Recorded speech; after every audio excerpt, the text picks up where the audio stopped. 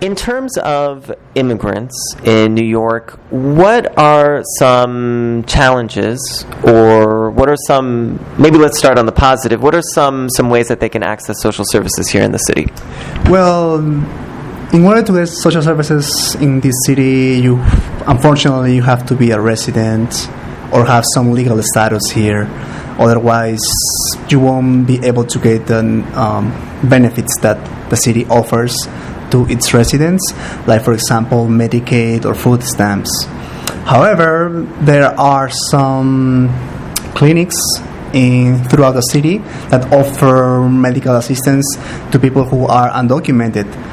But unfortunately, these services are not don't cover all the needs, or doesn't meet the needs of certain people who have very serious illnesses, like, for example, cancer or HIV. Mm-hmm.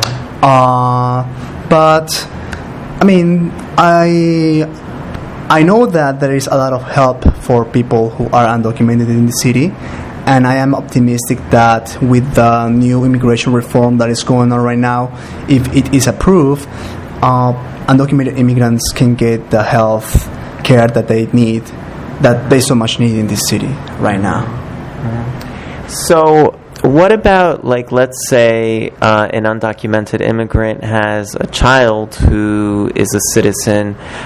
Are there any benefits that they could get for their children that could then benefit the household? Do you know? Right, that the child of an undocumented immigrant can get benefits as any other citizen in this country, because if the child is born in the U.S., he's considered a U.S. citizen. Mm-hmm. So this child can get benefits such as Medicaid, or and the family can get WIC programs, which is a women infant program that provides food for them, and they have the same rights as any other child in this country.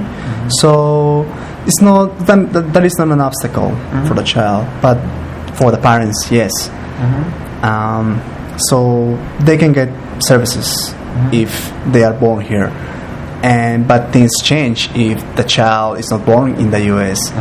Because they will be no applicable for Medicaid. Right. So that means that the parents have to pay out of pocket for their health needs if you want to get health care.